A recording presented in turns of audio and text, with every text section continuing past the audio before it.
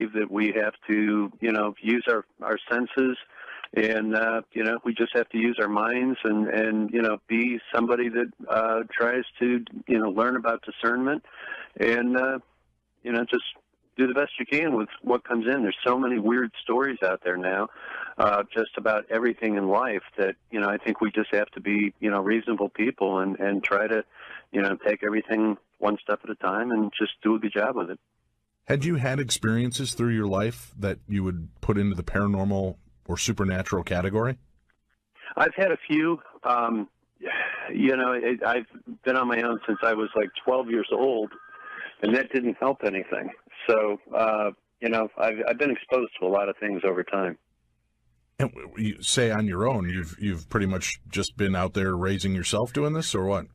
Yeah, I actually just had a pretty bad upbringing in terms of my family and I didn't get along too well, and I left home real early, and so I raised myself. All right. Starting in with this story, I want to do that when we come back from the break to really sink in and get rolling. But just to set the mood, first of all, can you let us know where you're located in the United States? Is that something you're open to? Yeah, I'm fine with it. I mean, we've because of all the attention that the ranch is getting, we've got people literally coming in from all over the world to visit. We've had different investigators that have come in and done more investigation work. We've literally got pilots flying over the ranch, taking readings. I mean, you name it. We've got just about everybody. It's actually Stardust Ranch is the name of the ranch, and it's located in a place called Rainbow Valley, Arizona, which is about 35 miles southwest of Phoenix, Arizona. We're out in the middle, literally, of about 200,000 acres of natural desert. And explain your property to us. How big is it? The property is 10 acres, and like I said, until recently, we were the only ones out here. And then just in the last few years, there's been a lot of development, so now we have houses on either side of us. But until recently, there was nothing out here. And what do you use the property for now? Well, we use the property actually for an equine rescue program called Hopeful Hooves. A long time ago, I was injured in a accident working at the Arizona State Hospital by a patient, and I had my back broken. And as I healed up after those injuries, I actually discovered what a great thing it was to work with horses. We had the ranch by that point, and I used to go out in the desert, and I'd run into all these horses that had been abandoned out there. Horses are very expensive to take care of, and people were just having financial problems, I guess, and they were taking the horses out there and just leaving them in the desert, hoping that they would survive on their own. I started going out in a Jeep, and next thing I knew, it was like all the horses were aware of me, and I thought, wow, this is not a good thing. We need to do something about it. And the ranch was about 15 miles down the road, so I started bringing food. Next thing I knew, I had a herd of horses following me home to the ranch. And so that's what we've done ever since, is we have actually provided rescue services for horses, and that has just become eventually a nonprofit organization. And now we get horses occasionally from all over the country. When people call up and say, hey, I've got a horse, I can't keep it. I love the horse, but I will pay you, I'll pay to have the horse shipped to you. And so we end up taking the horse. Wow. Well, that's fantastic. And with your foundation, is there a way that we have so many animal lovers as part of our audience? Is there a way they can help out and be a part of it or make donations? Oh, we would love that. I mean, I tell you what, horses are super expensive. It's about $3,000 a year to keep a horse in Arizona because of the cost of hay. There's not a lot of pasture. And people can go to our actual website, which is Hopeful, Hopeful, Hooves, HOOVES.org, and actually see our organization. And it is our great hope that eventually we'll be able to open some more locations around the country, because there are so many horses out there that need help. And they really work great with kids. They work with, vets that are having issues. We use them to help, female survivors of domestic violence. So there's actually a lot of populations out there using equine therapy to get well. and it's a tremendous therapeutic tool. And I've been a therapist for many years and worked in behavioral health, and so I've had a chance to study equine therapy extensively, and I've written programs now to help out with that. Animals are very sensitive, they say, to aspects of the paranormal. Do the horses respond to what's going on your property as well?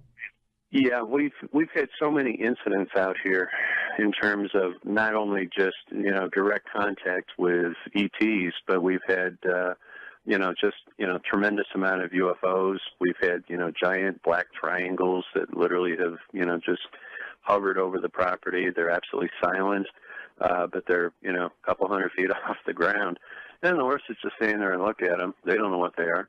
Right. We don't really know what they are except what shape they are and what color they are.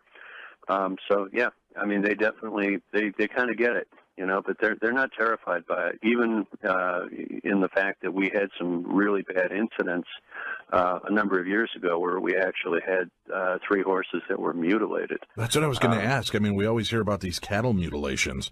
Has there been any impact on the horses' lives? But you said 3 of those. How long ago did that happen? This is going back to like late 90s that this occurred. We moved in June 1st of 96, and it just kind of took off from there. And we really didn't have any, real super negative contact between the horses and the ETs until about 97, 98, going on in that area. When you had the mutilations occur to the horses, was it done in the standard pattern that a lot of times we see happen to the cows and cattle? Were they? Indeed, it was. Okay. I mean, it was pretty much exactly the same in terms of what we found were horses that had a terrible struggle. They literally were carved out with something that looked like a laser in terms of the wounds. There was no blood. But they were eviscerated. I mean, they were just, that the hoofs were removed, the eyes were removed, the anus was cored out, and the sex organs were removed. It was gruesome. And of course, we called the Arizona Livestock Board. We called the sheriff. We filed reports. We did everything we could to try to, document it, took photographs, the whole works. So all that is all part of the story, unfortunately. And was that all over a period of a night or a couple nights, or spread over months with those 3 that were No, it was actually spread over about a year and a half.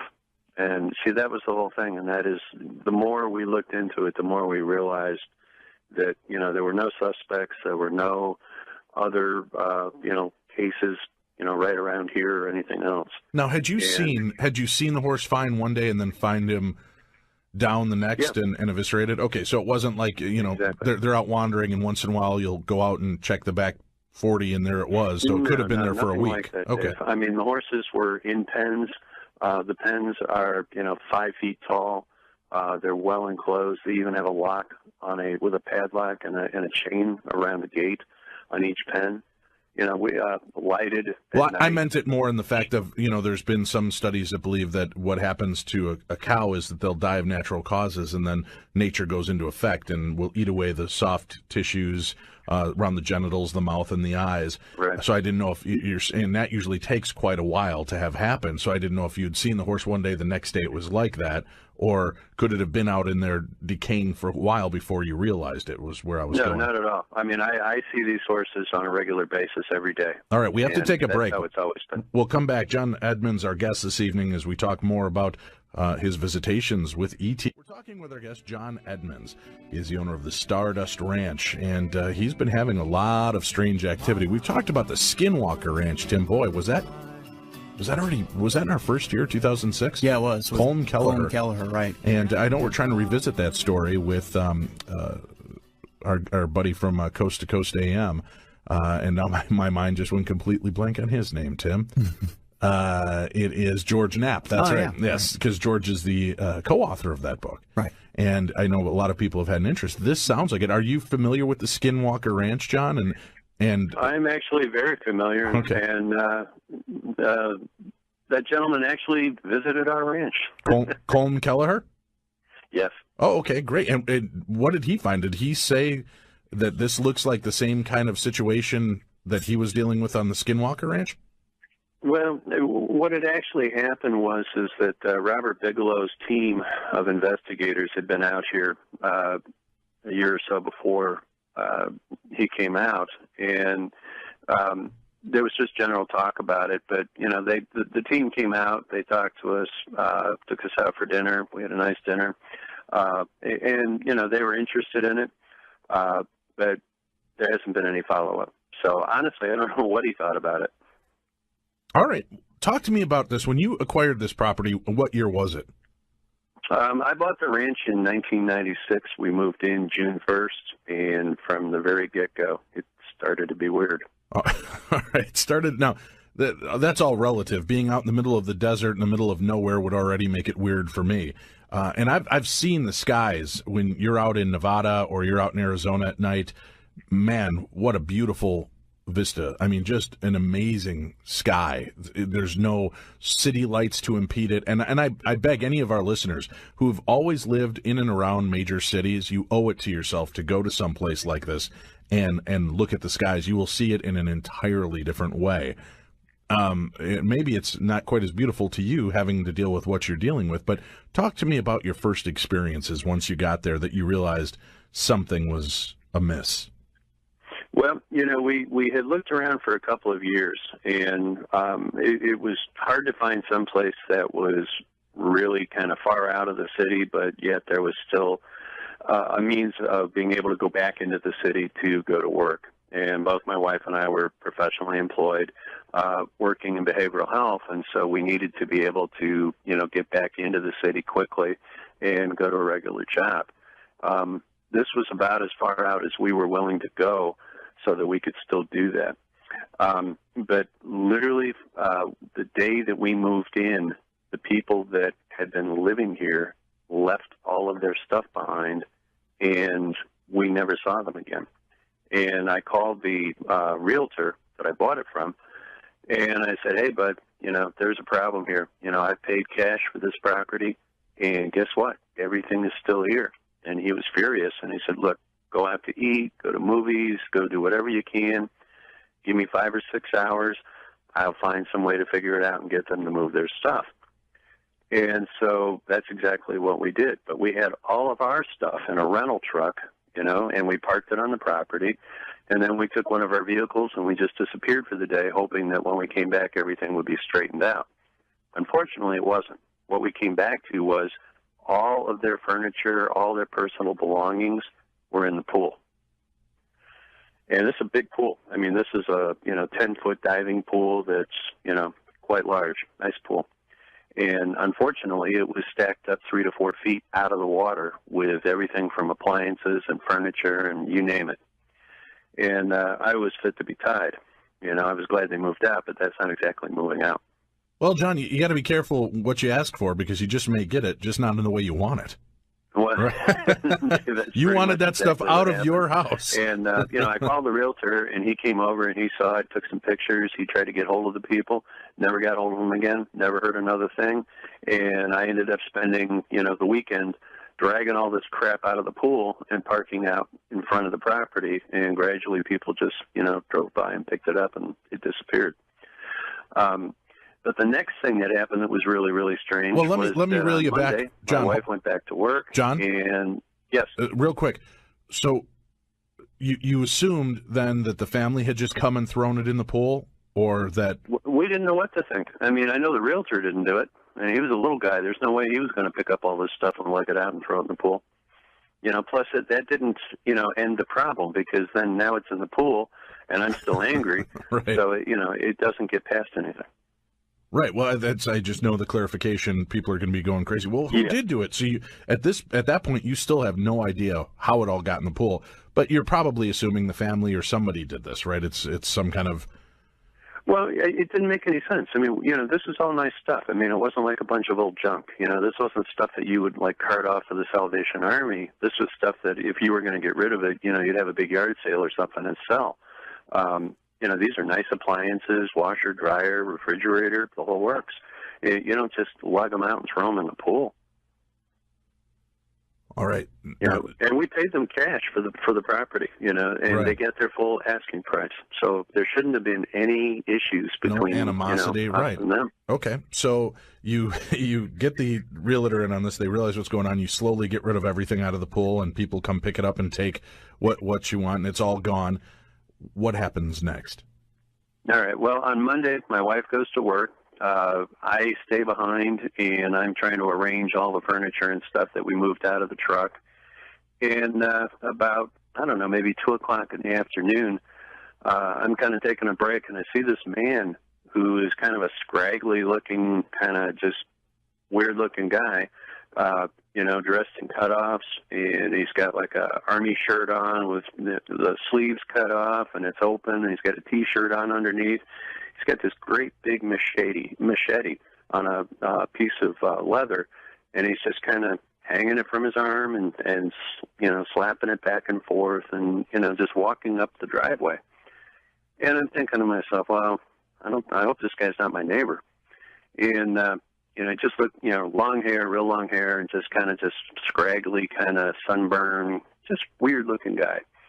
And I walked outside, but before I did, I stuck a .357 Magnum down the back of my pants just for protection's sake. And I walked out, and I asked this man what he wanted. And I said, "Sir, you're on my property. What can I do for you?" And he looked at me, and he goes, "Well, who are you?" And I said, "Well, I'm the guy that just bought this property." And he goes, No, I know the people that live here. They gave me a job. You see that building back there?" And I turned around and looked at what we call the tack room, which is about a 600 square foot building. And I said, "Yeah, that's our building too." And he goes, "Well, that's where I live." And I said, "Well, I'm a little confused. Nobody told me that you live back there. What's your responsibility around here?" And he goes, "Well, I'm the guy that kills the monsters. I'm the guy that keeps everybody safe." At what point do you start reaching for that gun? Well, yeah, you know, at that point, my hand is kind of reaching back there to make sure it's there. Right. You know, and I said, "Well, what monsters are you talking about?" And he said, "Well, you don't know about the monsters?" I said, "No, I don't know about any monsters." I said, "We're out in the middle of the desert. There's no monsters out here." And he just laughs and he shakes his head. And he says, "You'll find out." And I said, "Well, I got to tell you, I'm not in a position to pay anybody to do anything around here. You know, I'm going to do it myself." And I said, "I really don't need your services, but if you've got your stuff back there in that building, why don't you go back there and pack it up? And you know, I'll give you, you know, a little while here to, you know, get your stuff together, and you know, you can go down the road." And he just looked at me and he shook his head and he smiled and he goes, "You are going to be so sorry that you don't have me around here to protect you." What? No, talk to me. What's going through your mind at that moment, John? I mean, first of all, this sounds like something from a cliche sci-fi horror movie. Are you thinking this guy's mad as a hatter and I just want him off my property? Or is any of this... pretty much. I mean, Dave, I've worked a lot with vets, and there's a large transient population of veterans from Vietnam on up here in Arizona. And I looked at him, to me, he just kind of looked like a vet that wasn't having a real good day. And he was the right age for it, and his eyes looked kind of funny, like, you know, he just looked off. You know, but I certainly wasn't willing to start out having my new dream property, you know, with this guy on it. So he had to go. Did you get any feelings? He wandered off, and I never saw him again. People said that you know, and when you're in a certain environment, you can feel the energy, you can feel the weirdness. Had you had any feelings of that when you had been on the property at all? You know what? I didn't, but my wife absolutely was creeped out by the property. And from day one? I was gung-ho about buying it because it was the right price. It was in an area that is absolutely gorgeous. It's surrounded by hills with saguaro cacti all over the hills. And quite frankly, it looks like the same kind of topography and just appearances that like Cave Creek or Scottsdale, you know, and those prices over there are like, you know, 8 times as much as what we pay over here. So I thought, man, I'm getting the greatest deal in the world. So this guy packs up his stuff and you never hear from him again. Our guest, John Edmonds, this evening, we're talking about the Stardust Ranch, his property, where apparently monsters roam, and they need a man on site to kill these monsters. Will John live to regret the decision of sending the monster killer away? We'll find out that and his own encounters when we return. But the day a scraggly-looking minor 49er dude comes walking up my driveway with a machete hanging from his arm and tells me his job is to kill the monsters. On your property. On the property I just purchased. My dream property. Well, first of all, dream property is subjective. Me outside is not such a great place. But this, like I said, when he's saying this, can you not picture this movie? I'm picturing John Carradine. Remember creepy old John Carradine? Right, yeah. Walking up the path with the grizzled old miner, kind of skinny guy look with the machete in his hand. See, I've got a disheveled Nick Nolte in my head right now. He was talking more scrawny sounding. Yeah. I thought Nolte's is more drunk and big looking. But this guy, I'm just picturing him, the old John Carradine wagging that creepy bony finger saying, "You're going to regret sending me out." Oh, God. Right? Yeah. You got this sounds like a horror movie in the making. Mm-hmm. Our guest, John Edmonds, is talking to us about his experience on his ranch after he purchased it. You had never gone out to that tack building, John, to see if somebody, if there was anything left out there as well, so you had no idea this guy was taking up a home in that area? Dave, I didn't. I tell you, this is the real weirdness of this whole thing. I was smitten with this property when I first saw it. I'd been saving for a horse ranch ever since I'd left Chicago, or actually left Evanston, Illinois, where I'm from. That was like since I was about 8 years old. And, I was like 35 when I bought this property. So I'd saved up a bunch of money. And, I took one look at this place and I said, man, for the money, this is a steal. And Joyce looked at me and she goes, "Don't you want to check it out first?" And I said, "What's to check out? It's a nice house. It's got a pool, it's fenced. It's got everything we need. It's got a tack room. It's got a big hay barn. It's got a guest house. It's got a creepy caretaker that kills monsters. Yeah, you've got everything." Of course, I didn't know about the monsters, but I got to tell you, I'm so bullheaded that even if I'd said there, if somebody, well, he did tell me there were monsters, but I mean, if he had been somebody that was more legitimate to me, it wouldn't have mattered. I'd have still bought it. All right. You send your creepy caretaker away. He never returns. You've never heard or seen of him again, right? No, I haven't. But I got to tell you, they found 48 bodies out here over the years. So he might have been one of them. Wow. Okay, well, for a second there, you were leading us down a True Crime Tuesday path. I was afraid you were telling me that you found out this guy was hacking people up and burying them on the property. No, not on the property, but I mean, over the years out here, sure. In this area, I've met a lot of sheriff's people, including Sheriff Joe Arpaio, sure. and gotten to know these guys pretty well. And they've told me over the years that they found at least 48 bodies. And anything strange about these bodies, or just drifters that met? No, they never really got into it with me, okay. But they just tell me that be careful. And, I've always been well armed. I've always been somebody that, heck, I grew up in Chicago. It's like, man, you've got to be, semi-tough just to be able to, grow up there. But, to me, aliens, gang members, pretty much all the same stuff.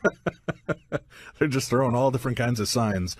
Let's That's about it. let's move on then. So you've sent away your monster killing caretaker. How soon before stuff really starts to amp up and you realize maybe I needed a killer caretaker after all? Well, it wasn't too long after that. Literally, it was about maybe a week and a half to 2 weeks that we started seeing things on the property. First, we started seeing all these lights that we call golden orbs in the south sky at night. And they just look like big orange, like globes or orbs. They're always in groups of 3. They're absolutely perfectly motionless. I mean, you could balance a stick between 2 of them or 3 of them, and they just appear, and they last a few minutes, and then they blink out, or they move real quickly and they move to a different spot in the sky. And we've been seeing those now for almost 20 years. Are you anywhere near a military installation? Well, Luke Air Force Base is 17 miles to the north of us, and west of us, another 15 or 20 miles, is the Goldwater Gunnery Range. But the thing about it is that we actually, I've taken hours and hours of these, video of these orbs and of other things out here. And there's a company here in town, Village Labs, and I actually sent the video over to them. They analyzed it, and they said, guess what? It is perfectly the same color and the same frequency and the same temperature as the Phoenix lights. So that's a big tie-in because of the fact that, everybody says the Phoenix lights were only here that one night. Right. They've been here forever. Okay, so you've got now some corroboration that what you're seeing is not natural gas phenomena, not electric ball lightning. It's nothing of that sort. There is some kind of craft that is moving around in the skies near and around your property. That's right. And, we've actually gone out and determined how far away. It is exactly 17 miles from the property that we see these orbs. And we've seen them hundreds and hundreds of times. We've had lots of witnesses. Like I said, we've got video of it. And one of the really weird things about these orbs is that they actually have depth. You can actually look into them, and you see blackness in them. You see colors like green, red. They change colors.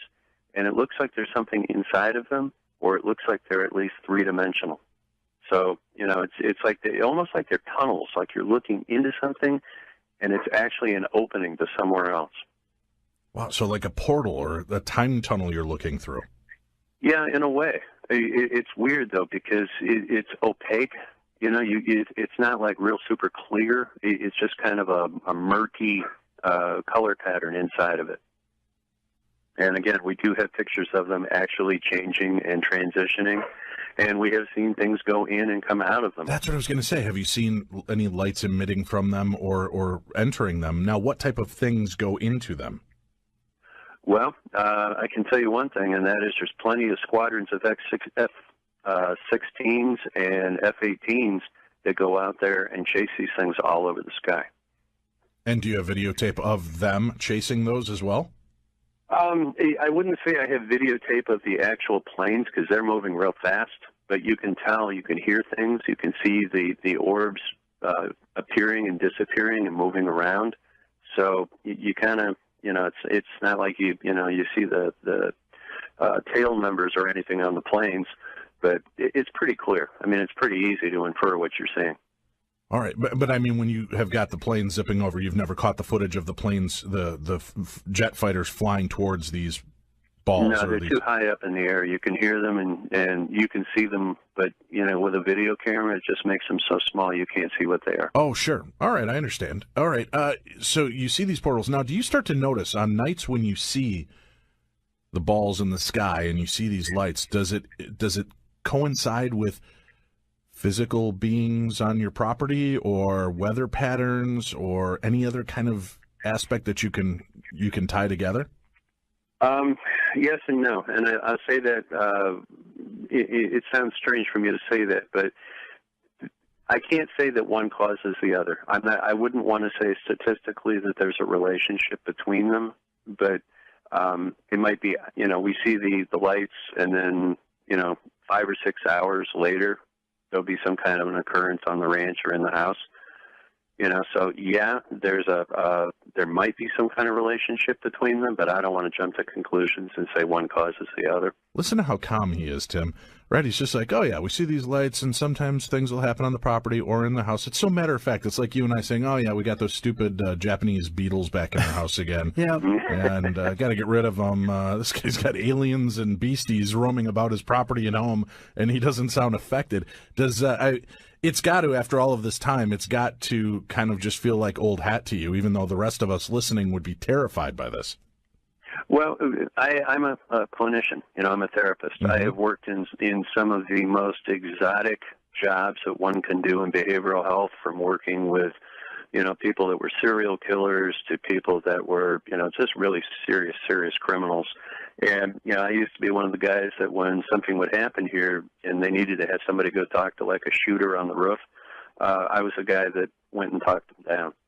So, I've done some pretty radical stuff in terms of, facing danger. And I learned a long time ago that, you have to detach yourself from it. You have to emotionally separate yourself from the moment in order to be rational and in order to have, all your faculties in place so you can deal with it. And it just seems like the worse things get, the more rational I become. Wow. Well, I give you a lot of credit, again, with what you're dealing with. Of course, we haven't really gotten into anything more than seeing some lights in the sky and jet fighters tearing off after these lights. What happens next starts to change your paradigm, I'm guessing, when you start to realize that it's not just in the night skies that you have to keep your vision, but as you alluded to, that things start to roam the property, things start to enter your home. We'll talk with our guest, John Edmonds, about that when we return. We've got to take a quick break. We've got so much more coming for you, right? Let's get back to it. John Edmonds, our guest, the Stardust Ranch, a location very much like the Skinwalker Ranch. So many different types of activity taking place there. John was just beginning to talk to us about these lights that would appear in the sky and almost seeming to be type of portals, jet fighters chasing after them. And how does it start to progress from just lights in the sky? I mean, are they ever flying directly over your property, lighting up your property? No, not really. I mean, the jets fly over. We also had Apache attack helicopters. We've had, you name it. I mean, the military really has been, especially in the beginning years, was very prominent out here. When there was nobody else out here except our house, the military had a pretty strong presence. But that changed over time as it began to get a little bit more in terms of other houses and people out here, a few businesses out here. The military has pretty much, they're not as obvious anymore. All right. Well, and it's not unheard of for the military to fly exercises over the desert areas. And as you said, I mean, you're in the middle of nowhere. So most of these places would be places that would be safe for them to fly over as opposed to flying over Phoenix, right? I mean, this is... Yeah, but I mean, we were literally, we used to get squads of these attack helicopters that would be, 60 to 80 feet off the road, and they would fly directly down the road and go south in the early evening. We had drone aircraft. When they were first developing the drones, literally I'd be out watering the horses and I'd be standing there with a hose, pouring water into a barrel. And, 30 feet behind me would be a drone aircraft. And it would just be literally hanging there. And see, I never knew that they could actually remain stationary. I thought they always had to remain in motion. But these things, they could just stop perfectly and hover like a dragonfly. All right, and I'd turn around and see the thing, and then it would zoom off. You see these in the sky, and the fighter jets and the Apache helicopters. Was there ever any firefight, or was it just them seeming to be chasing something? I never saw them launching any kind of weaponry. I didn't hear any, machine gun fire, cannon fire, or anything like that. It looked like they were just literally just trying to keep them in their sights and use them, something to be able to pursue. I think maybe they were given orders to not attack them because of the fact that, they couldn't hardly even keep up with them. Have you ever contacted the military installations close by to ask, hey, just out of curiosity, what's with the helicopters going over? Yeah, I did. I used to do a lot of reporting for something called the Cause website that was run by a guy by the name of Peter Gersten. And Peter Gersten was what they used to call the UFO lawyer. And so, I used to check out a lot of these stories, in this area. And, the Air Force always, it's always the same thing. No, we're not going to acknowledge anything. There's nothing going out there. There's nothing going on. Nothing's leaving the base, blah, blah, blah. So you never get a straight answer out of those guys. I would think it would only behoove them to say, oh, yeah, we were just flying a low-flying military exercise. Sorry to have bothered you, sir.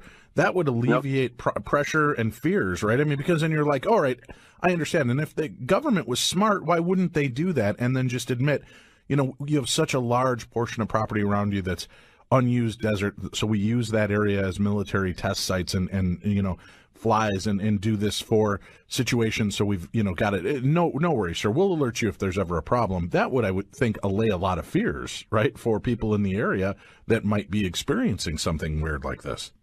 Dave, I think you answered your own question when you stated if the government was smart. Oh, you get it here on Fox. That's right, folks. We've got more updates on the government that way. All right, you see these lights, you hear these things going on. When do you begin to? Well, I guess what is the next progression of activity that starts to sweep over your property?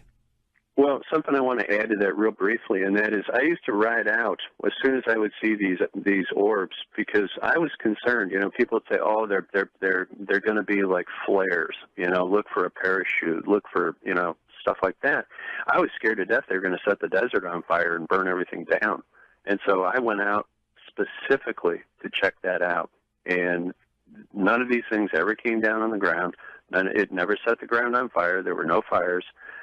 So as far as being flares, no. So I just wanted to point that out. And where you were seeing these orange balls and these lights in the sky, there's no chance that those were from a golf course and they were those party lanterns or anything like that was going up? Because I know the orange ball lights have been now debunked, as I'm sure you know, looking into UFO claims. A lot of people are putting up those little tea light balloons, if you will, and they look like an orange ball of light, and they'll go up in patterns of 2 or 3s, and they'll hang, and they'll kind of go on the same jet stream and float side by side, which a lot of people thought wasn't possible, but they've been able to recreate those experiments pretty easily. So you're sure that is not what you're These things are the size of a Greyhound bus. All right. It just might be really big tea lights. No. Okay. So you've got these massive craft floating over. And again, do you hear anything at all? Is there a low humming, a droning noise? Anything from the craft, not the military craft, but from the UFOs? No, nothing at all. I mean, they're perfectly silent.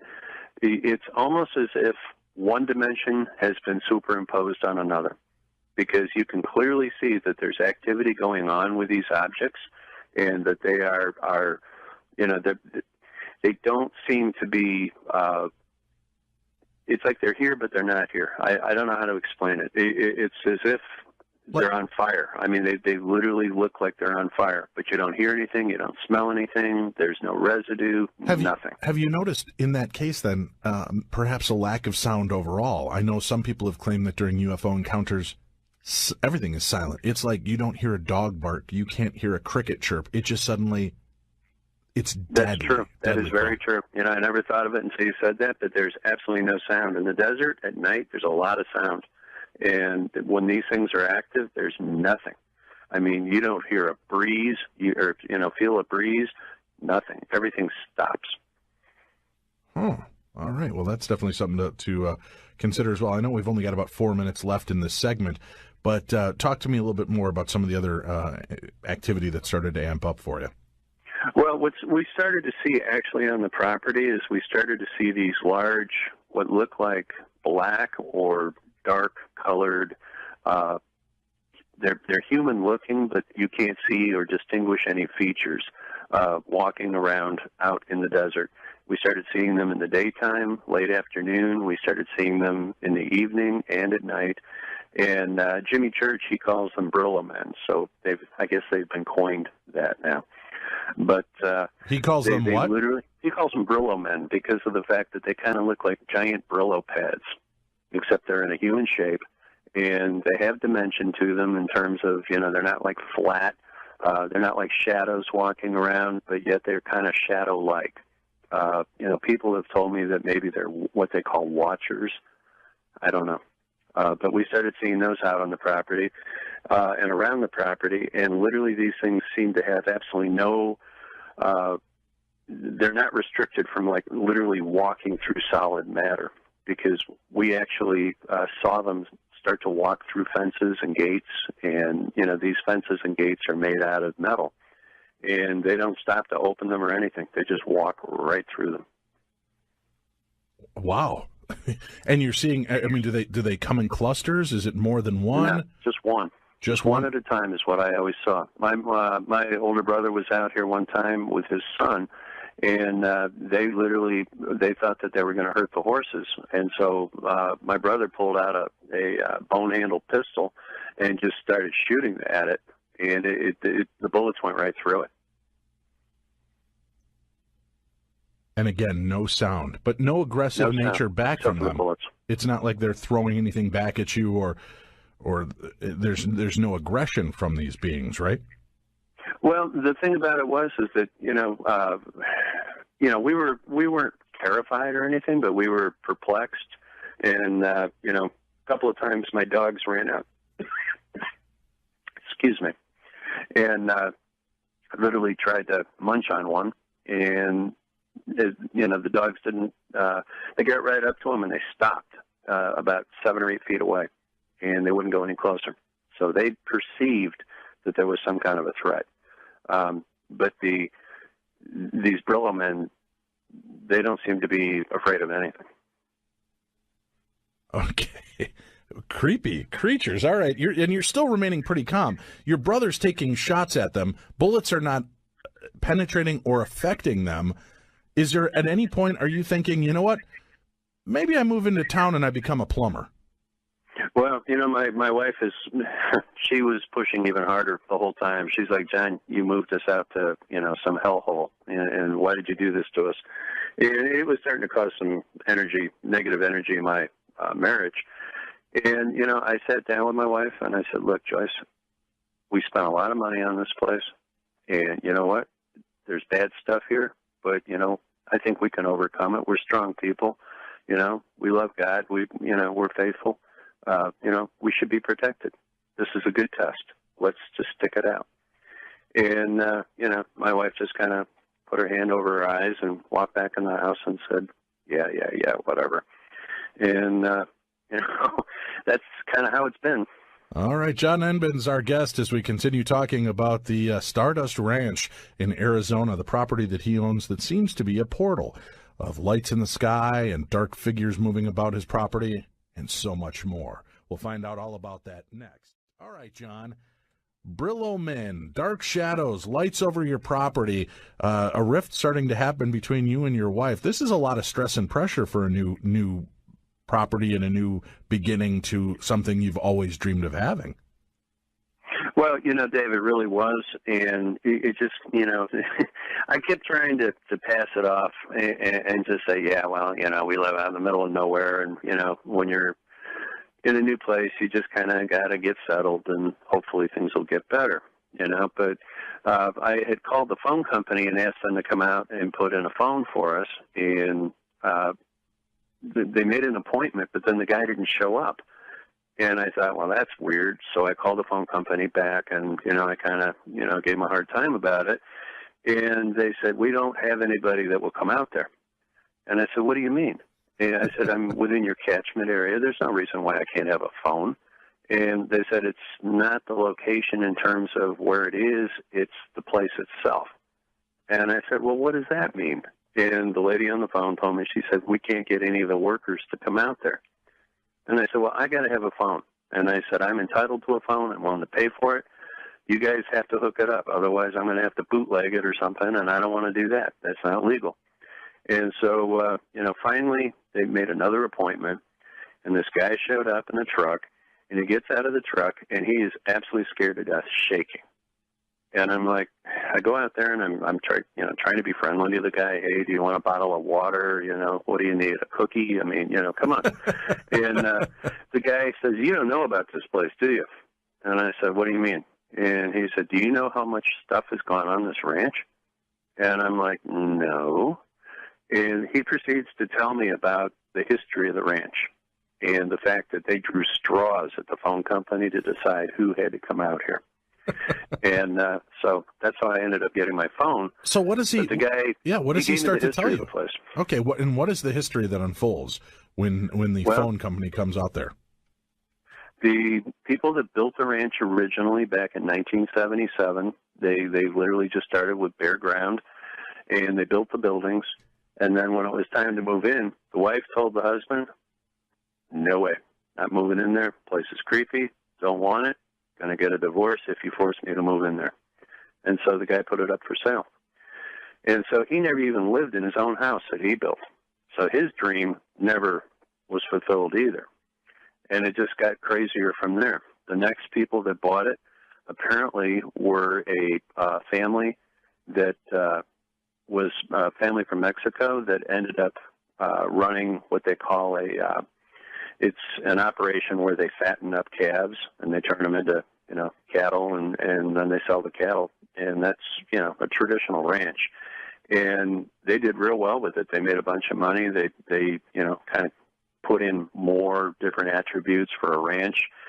And I guess it did pretty well until one day the son sat down in the living room the day before his high school graduation, stuck a gun in his mouth, and blew his head off.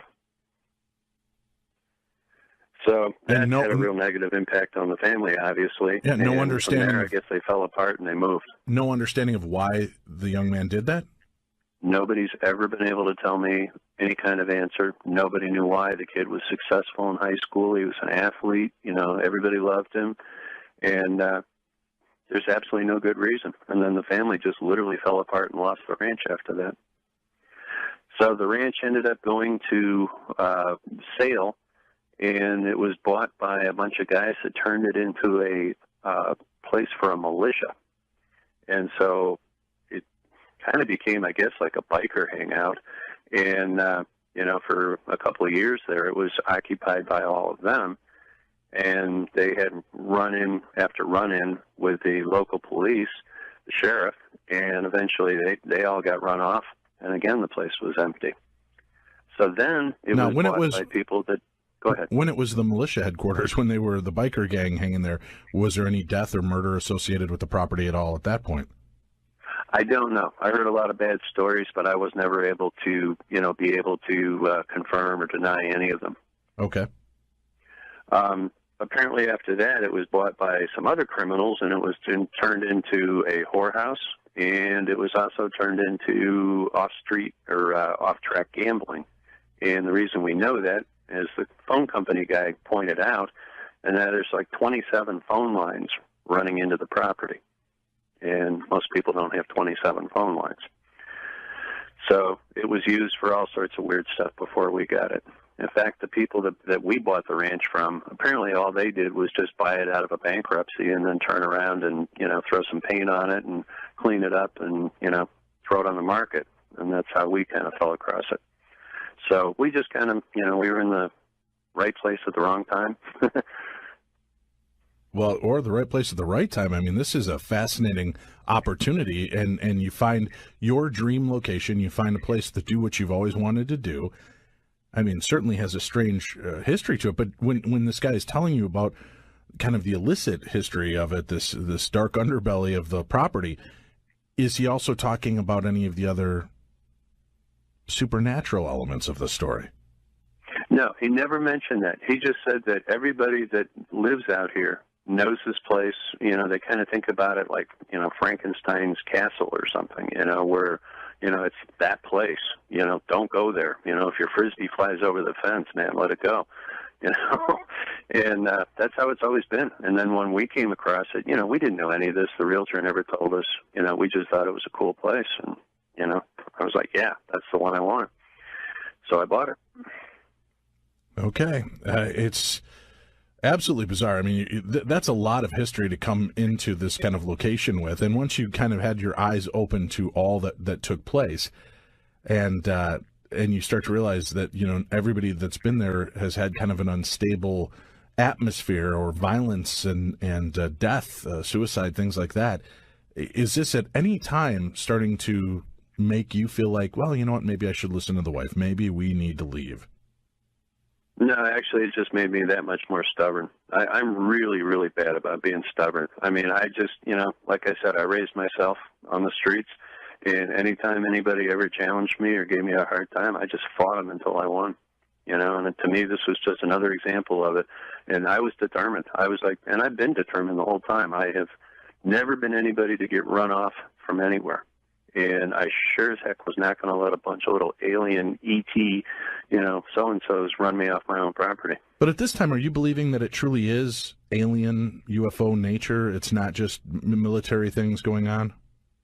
Well, I actually, I started calling churches and asking people to come out here from the churches and check it out and maybe do like the equivalent of like a exorcism. And we had, folks come out here from the Mormon church, because there's a lot of Mormon churches out here. And, really nice people. They came out here, and actually they were so scared that they skedaddled out of the property in the middle of the ceremony.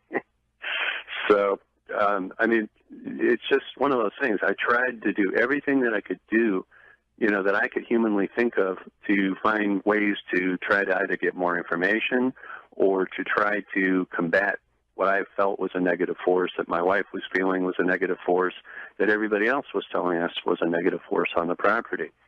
And, it's really interesting because just recently I had a gentleman come out here that deals with ghosts and with spirits and all that, and he confirmed for us and even wrote a report. A guy by the name of Daniel Teague, who does Vega star healings, and he came out here and he said, John, you have as many ghosts on that property as most really old museums. You have over 500 ghosts on the property. At any given moment, you have at least 60 ETs, and you have 3 long-term resident spirits that live on that property with you. Well, that might be time to start charging rent, John. I'm just throwing that out there. We've got Ascension Code. We'll continue talking about the Stardust Ranch, finding out more about the creepy history, the encounters they had. And at what point did John start to feel like there was something more malevolent and dark on the property? What was going on, and what were the encounters that began happening in his home? That's coming up next. You want this property. What was the dark side of the story? I mean, was there a malevolent nature to these things being around, or did it not really frighten you, but it was just more fascinating, the things that they were doing? Well, I would tell you that in the beginning when I started seeing things, I actually thought it was kind of cool. I mean, I was like, wow, I bought this place and, we're seeing all these lights and stuff. And to me, it was just kind of like, it was real interesting. I was curious, and I thought maybe I'll get a chance to see a real UFO. Well, I had no idea that I was going to not only get to see real UFOs, but I was going to start dealing with ETs, like person to person, in my face. And the gray aliens literally began to show up here on the property, and you could see them. Now, I didn't know what a gray alien was. I didn't know what any kind of alien was. I never in my life ever wanted anything to do with the paranormal. I always tried to, whenever I came across anything that was paranormal, I always tried everything I could do to try to explain it away, find a rational reason, the whole works. And literally, we started seeing these beings on the property in the house, and they were terrifying. And I wasn't terrified, but my wife was terrified, and I was very upset that she was terrified. And there was no way to communicate with them. They literally would just show up either in the master bedroom late at night. They would show up on our sun porch. We just started seeing them. And describe them to me. How tall were they? How fat, skinny? What did they look like? Big head, big black eyes, tiny mouth, little nose, skinny neck, anywhere from 4 feet to almost 5 feet. They have long fingers, but not human-like fingers. Feet, but not like normal feet. No real clothes. And how do they move about? I mean, do they walk like you and I, or do they float? Do they fly? Do they just seem to transport from one spot to another? They literally seem to, I know they can move like normal, like bipedal locomotion, but they don't really seem to do that. They just kind of move from place to place, almost as if they're displacing, the area that they're in, and they just go to the next area. And that was one of the ways that actually made it kind of easy for me to interact with them when it became time to literally have conflict with them, was because I would just predict where they were going to be. It was like somebody throwing a football, and I just had to meet the football. So I got to the point where I could tell where they were going to be approximately, and I had a samurai sword given to me by somebody, and they said, sounds to me that's the best way to deal with them. You live in a brick house, so you don't want to be shooting things, and have to worry about bullets bouncing off. Stick with a samurai sword or a baseball bat. So I got both of those, and I kept them handy. They were very effective. Well, it doesn't, and I know we're going to get into that aspect of the story later, but doesn't it seem weird that these creatures can come from wherever they are, they can enter your home and move about freely, do these things, but they're susceptible to a bullet, a knife, or a baseball bat? Well, yes and no. I mean, there's actually a gentleman by the name of Robert Michael Collins who did a great analysis of how they move that's actually available on several different websites. And, he actually talks about the physics of it. He's actually observed these creatures himself, not on our property, but on a different location in Ohio. And, he knows exactly how it works. So that information is available, but it's pretty technical. You see these moving about in your house. Your wife is witnessing this. They're coming and going. Do you have any physical altercations with them? Well, and that's what ended up happening was that my dogs at the time tried to attack. They always show up in threes, by the way. They never show up one at a time. And my dogs, I had Rottweilers at the time, and they actually went after one of these creatures. They pulled it down on the floor and started to just tear into it. One of them just literally was standing there watching the whole thing, and the other one I ended up running through with a samurai sword. And literally, I mean, I gutted the thing to the point where the sword went right through the body and went right into the wall behind it. This brownish fluid started spurting out. And when I removed the sword, there was a piece on the end of the sword the size of like a big grapefruit. And that's what ended up being sent to Grass Lakes, Michigan, to Dr. Levengood for analysis. What happened to the being once you run it through with a samurai sword? Does it drop to the ground and die? Does it disappear? Does it get up and slap you and walk away? How does it react? They literally, unless you take the head off, they disappear. Really? So you have to behead the creature in order to not lose it or have it vanish? Correct. And they seem to, if you remove the head, you get to keep the prize. It's like the Predator here. I guess. I don't know about that, but yeah. Okay. So you've run this thing through, it left a chunk of itself. Why do you think if it all vanished, why do you think part of it would be left behind? Well, I mean, it was on the end of my sword, and my sword was in another room by that point. Oh, okay. All right. So you think because of what had happened and that it was separated from the body far enough that when the body disappeared, it just left that part behind it.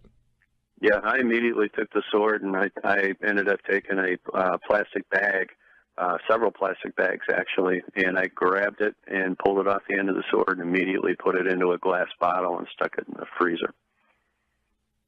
With the idea of doing what with it?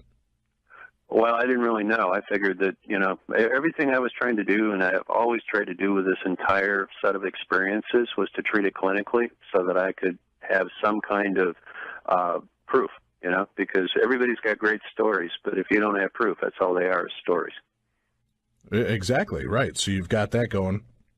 You've now taken a piece. You've got this stored away. When they appear, are they only appearing as one, or are they appearing multiples? Well, I mean, like I said, they always appear in threes. I've never seen them unless they were in threes. And they used to appear in our master bedroom sometimes 2 and 3 times a week. And they began to do bad things where literally we'd wake up and we would find that there were holes in us and there was fragments of skin and tissue being removed from us. There was blood being removed. All sorts of things. And then that even got worse because they started actually assaulting my wife. And that's when, I went over the top on that one. I literally walked in to the room. My wife, because she goes to work so early in the morning, she has to go to bed usually by like 10 o'clock at night, 10:30 at the latest. And when I went in to go to bed, it was about 11:30 at night, and there were 3 of them in the room. My wife was levitating about 3 feet off the bed, and they were touching her and trying to do things to her. And I grabbed the sword, and I just literally cut them to ribbons. And is that when you learn that by beheading them, you get to keep the prize? That's right. So you beheaded one of these aliens, That's right. And you've got the full carcass and remains? I do not. It was removed from the property, and at this time it is out of state. Let's just put it that way. I'm really not, until I'm given permission to say so. I can't really say where it is. But you're in control of it. It's not on American property, even though it is in the continental United States. Okay. Now, but you're the one in control of it. It wasn't taken from you. The aliens didn't come collect it and flip you off and take off in their UFO. You took responsibility for this body and where it went. That's correct. Okay. And I know you're not at liberty of exactly saying where it's at, but we've got about a minute and a half left in this segment. Can you tell us what conclusively can you tell us about this find? Who the organization or people that have it, are they able to determine what it is, where it is, how old it is, anything like that? In terms of what's really strange in that is that Dr. Levengood and his wife, after they received the information, within a very short time after that, about 6 months later, both of them mysteriously died. Wow. Now I'm wondering about doing the rest of this interview, Tim. I'm going to have you walk me to my car. That's chilling. We'll talk about that. We'll explore more of that aspect of the story. We'll continue to talk about the other aspects. And when we come back, I've got a couple of harder hitting questions for you, John. I don't want people to think I'm snowballing you the whole time here and or softballing you the whole time and just buying into everything blindly. There are some things I just need to know, and especially, I know you've kind of covered some of these points through the last hour and a half that we've had together.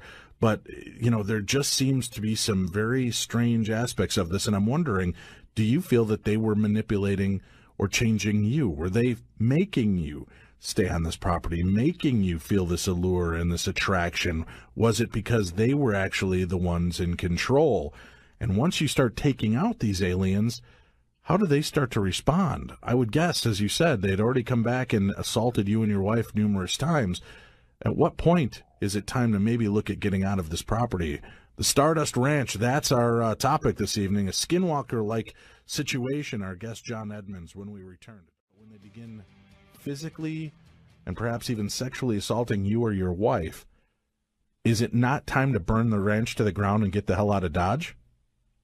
Well, it might have been. I understand being stubborn. When you got horses and you've got well over $1 million in the place, no. It just, I wasn't willing to let go. I was not willing to, all these horses that came here and have been here were abandoned, and I made a promise to God that I would take care of them and that I would stand, be a good American, be a good man, and that I was not going to back down under any circumstances. And I was going to depend on my faith, and Well, let me ask you a hard. I was going to do it. Let me ask you a hard question there, then. And I know I'll piss off a big portion of our audience doing this, but you and your wife are being accosted, molested, experimented on by these aliens. Where's your God during all of that? Where is God helping and protecting from those kind of attacks? And trust me, I come from a Christian perspective. I believe, but it's in those situations where you think, I'm leaving it into faith, and I'm going to believe in God. He seems to have already failed you at this point. You're being I've never felt that way. Hurt, Dave, I've never felt that God's ever failed me. I always felt that God made me strong enough to be able to stand against any, darkness or any kind of threat, and to, prevail. And so far I have. So I don't feel like God's ever walked away from me. He's had my back the entire time. Prevailing is winning out, and I'm not being able to do these things to you against your will. They're doing things to you, medically testing you, and maybe other sexual things to you. That doesn't seem like protection to me. Well, the way I looked at it was this, and that was that what we were going through was something that not necessarily that we needed to go through, but somebody had to live through these experiences and come out the other side to talk about them and tell the story, and to be able to say that no matter what happens to you, if you depend on love, if you depend on being sacred in your marriage and good in your faith, that you can stand against anything. And I truly believe that America's that great. Well, that's fantastic. I give you a lot of credit. I don't know many people, myself included, that could have that kind of strength that at that point I just don't feel like it's either time to pull up stakes and get out of there or questioning my complete faith system. And how does that affect you? I mean, talking about the faith system and aliens, up until recently, it was not real, popular a theory to believe in aliens. It was only within the last 7-8 years that the Catholic Church has opened up and said, it's probably not a sin to believe in life elsewhere anymore. How are you rectifying it with your faith and belief in God, that there is more going on? There's no book of Mork. There's no book of this alien race. There's no telling of that in our understanding of the Bible. But yet here it is. I'll tell you what, Dave, I used to pray and I'd say, Lord, I'm really, really sorry that I brought my wife here and that this happened. What do I do? And I kept praying on it and praying on it. And the more I prayed on it, the more that came back is use what you got. And at first I was kind of ticked off about that. But then I said to myself, well, if you're getting that message, John, it means that there's something inside of you as far as your character goes and your strength, or in your relationship, or something on the ranch, or that you have some kind of knowledge that you know how to do, that you should be able to fix this thing or work it through somehow.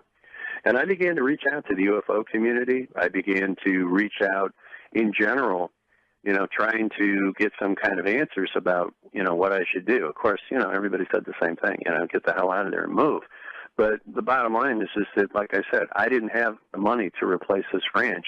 And it's not like I could put it on the MLS and say, hey, I got, alien Disneyland here, coming by my ranch. So, and I literally did try to sell it 2 or 3 times. And, people just did not want to pay what I needed to get out of it to be able to do that. So, I figured, man, I'm stuck. I sent my wife a few times to go stay with her family, which she did when things got really bad.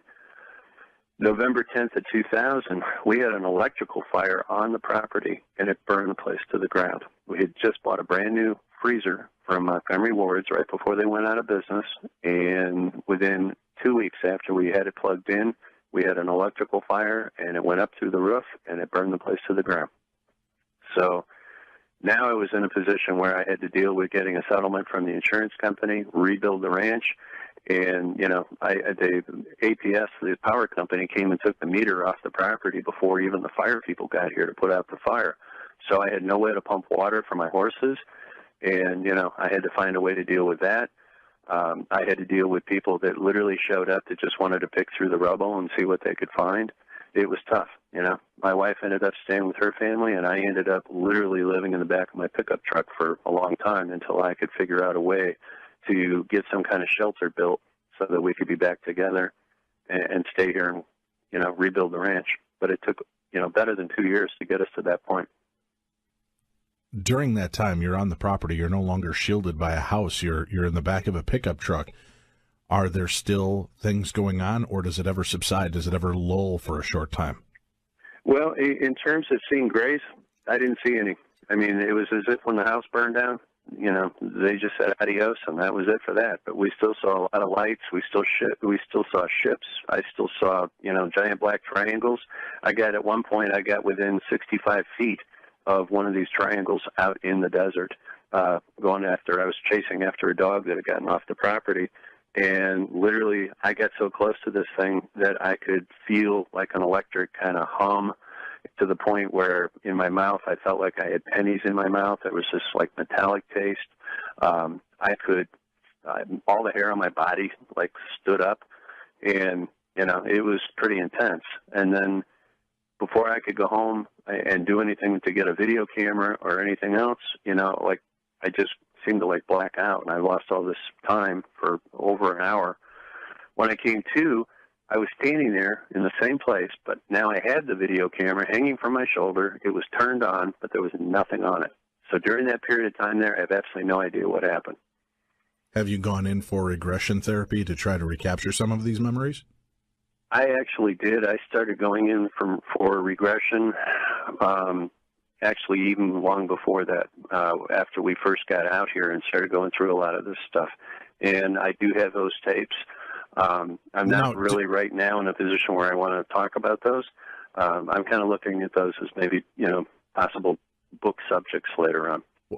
But in that case, when you're having these regressions, did you explain to the hypnotherapist what you were there for, or did you just say, I just want to be regressed, I want to try to remember the aspects of this day and see what happens, so that you weren't front-loading the therapist, they weren't front-loading you? Yeah, that's pretty much exactly what we did. We literally did about 30 or 40 hours of regression, and most of it was recorded. So, yeah, there was no, I didn't just go in there and say, hey, I'm having all this stuff go on, and I need to know what it means. I told the man that there were things in my life that were causing me to have a lot of stress and anxiety, and I wanted to try to work them out and find out what was going on. And so he was very good about it. So this therapist, all the way through it. This therapist thinking maybe drugs, alcohol, marital dispute, what's his reaction when it's you're being beamed up and or being experimented on home by aliens? How does he react to this?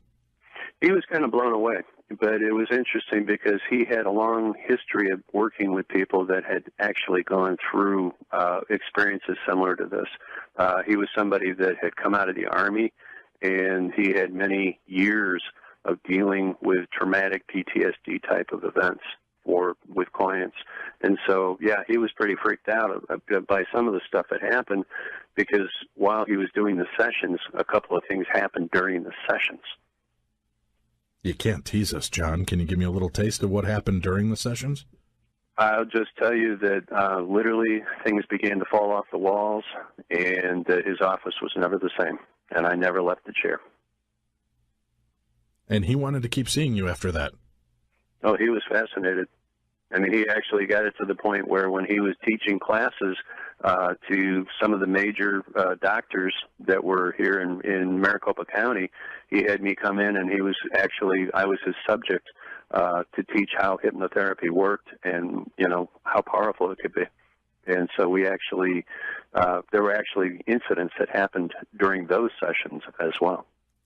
You talk about Maricopa County, Sheriff Joe Arpaio, very famous for that area, and having, I think, that tent city jail system kind of thing going on there.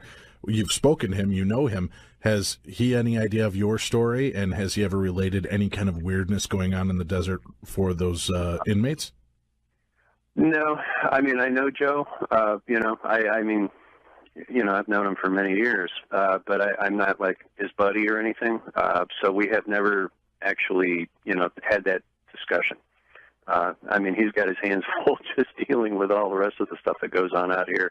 He doesn't need all the garbage that's, come off this ranch. I was just curious if those people would be, the criminals and inmates would have been affected by similar situations if you're in that same county. We need to take a quick break. We'll come back. We've got more to discuss with our guest. What a story. What an amazing story. And I may never go to Arizona again, Tim. I'm fair warning. Arizona might be on the let's not go there list. I may not either. All right, let's take that break. We'll be back with more right after this. This is every alien nightmare you could imagine rolled into one tidy little Arizona-laden ball. We were talking about you're located in Maricopa County in Arizona. Your Stardust Ranch is out there. You've had all these strange experiences, and I brought up the fact Sheriff Joe Arpaio is well known and has that tent city kind of set up for inmates, and has certainly made a name for himself as being one of the toughest sheriffs in the world. You said that you haven't really spoken to him about this, but have other people and residents of the area, maybe even some of the past inmates, ever talked to you or approached you about these kind of situations and stories? Indeed, they have. I explained earlier that I'm a therapist, I'm a social worker, and a counselor. Right. And one of my jobs was to go out as part of some diversion therapy and go to people's homes all over this area and provide counseling and to provide services. And I would run into people that had these stories all the time. Now, the thing is that I couldn't tell them about my experiences because that would have been unprofessional to bring myself into that therapeutic situation and trade stories with them. But I did get a chance to hear a lot of stories from people that they had seen things out here. And, the whole time that I'm dealing with all this stuff on my ranch, I'm trying to, work 40, 50, 60 hours a week as a counselor. So, it was very difficult for me to be able to, maintain that professional rapport without allowing some of my stuff to bleed over onto theirs, but I always managed to do it. I thought that was critical. Eventually, in 2008, I ended up retiring from the counseling profession because of the fact that I thought I'm going to have to expose this. I'm going to have to, go to the next level, and I don't want my counseling profession and my professional practice to be affected by it. And so I did retire from the profession completely. Knowing what you know about how the mind works, how people work, how the influence of ideas and perceptions can affect others, like you just mentioned, you didn't want to superimpose your thoughts, beliefs, or experiences onto theirs, so you just had to remain objective and let them report what they were doing. I mean, that's correct. You've got this stuff going on in your life. Is there at any point you're thinking, maybe I need medication, maybe I need to look at what's going on in my life, and is stress getting to me that I'm seeing and thinking I'm experiencing these things? Yes and no. I never thought I needed medication. I really don't believe in medication. I'm a person that believes there are many other ways that are much better to dealing with emotional issues or psychiatric issues than with medication. I think medication, honestly, all it does is dull the senses, and it doesn't teach you a way to deal with anything. All it does is create a fog that you seem to survive through day to day. But I don't really think, for the most part, that it does that much to help anybody. So, no, I never felt like I needed medication. What I felt like I needed was clarity.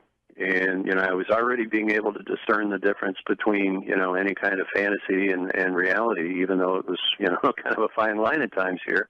But I felt like I never felt like I didn't have a good grip on things. My wife, she got very depressed over this. And as time went by, we found out that the exposure that she had to these ETs caused her to have, unfortunately, a fatal diagnosis. And she is now being treated for that fatal diagnosis, which was made through the Mayo Clinic here in Arizona, and she's getting better. But, I'll tell you what, my wife has paid dearly for it. I have spent a lot of years apologizing to her and trying to make up for it. But you know what? In the long run, she saw my point of view, she accepted it, and she's worked with me as a wonderful woman and as a wonderful wife to be strong and to work through, to some kind of resolution. So I give her all the credit in the world. We've heard on other shows and conspiracy theory shows that there are elements at work, whether it's shadow government agencies, big business, other independent corporations that seem to have this technology that is very invasive and can create hallucinogenic moments, can create physical ailments, and impede your thoughts, impede your memory, impede your visual sensory perception. And when you're referring to UFOs that you see in the sky, that all other senses seem to shut down. You're not hearing anything. There's nothing else going on. It all seems to be silent. You're having these visions. You're seeing these things. Creatures are coming in. Is there ever any research that you've done into this domestic terrorism idea that maybe the government is just guinea pigging and creating these experiments with you and your family? We thought all that might be possible, but I'll tell you what, in 2001, I was diagnosed with rapid onset MS. And I went literally from having no symptoms to having severe symptoms to literally going into Barrow's Neurological and being tested and having MRIs done. And they said that I had plaque on the brain, and I had what looked like some kind of an object at the center of the brain. And they thought that, the guy literally asked me for my driver's license, took it away from me, and said, "You're never going to drive again." He said, "You better get ready to die. I'm very sorry to tell you that, but you better make out your final will and make arrangements." And I went back to see this gentleman that was the therapist, the hypnotherapist, and he recommended that I meet with him and with an individual that he was going to introduce me to a few days later. I met with that individual. That individual scanned me, looked me over, checked me out, and said, "I need you to come to my office." And I went to his office a couple of days later. I went through a healing, And literally within 3 weeks after that, I went back to Barrows Neurological, had another MRI, and came back, and they said, it's a miracle. You're totally healed. You no longer have this. And the guy gave me back my driver's license. Wow. So who do you think interceded on your behalf? Do you believe that it was the alien race had stopped doing what they were doing to you, or that they healed you, or do you think it was your faith? Well, actually, I think it was a combination of things, but literally the gentleman that I was introduced to used a form of technology that literally he had me sit down in his office. He gave me this large ball. It would look like almost like a crystal ball, except that it had all this gold stuff in it that looked like tinsel. He told me to relax and told me to look into the ball. And after a few seconds of looking into the ball, suddenly it felt like I was inside the ball, looking out of the ball, and I felt this warm, almost like flowing, like water, warm water flowing all over my body. And he explained to me that what was happening is that the gold inside the ball was being, literally was going into my body, and that it was healing the areas along the neural paths that had been exposed to this MS problem, and that it would heal me. And it took about 30 minutes, and at the end of it, he just said, okay, close your eyes, open your eyes. I opened my eyes. I was back outside the ball. I was sitting there in the room with him and my wife, and literally I felt better. And he looked at me and he said, I don't think you're going to have any more problems, but I want you to come back in a week for a checkup. I went back in a week. I had one more MS type of attack where I had these terrible electrical shocks to my body that literally would throw me on the floor. And that was it. And it's been now, all these years, 14 years later, and it's never come back.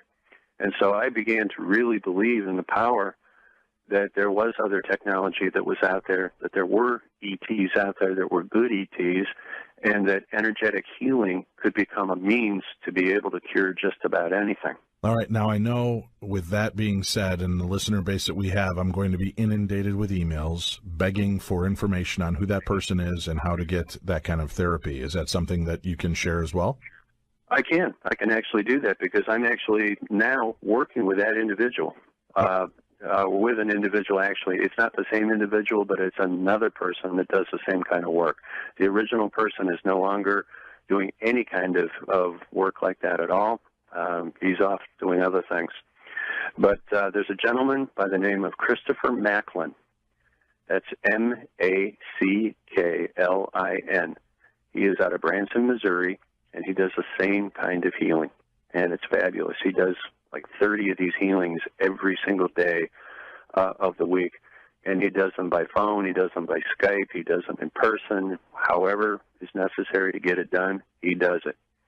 I can give you actually his website, which is www.christophermacklinministries.com. All right, and I'll even give you a phone number. We'll put up the link, and I'll tell you what, we'll do this off air.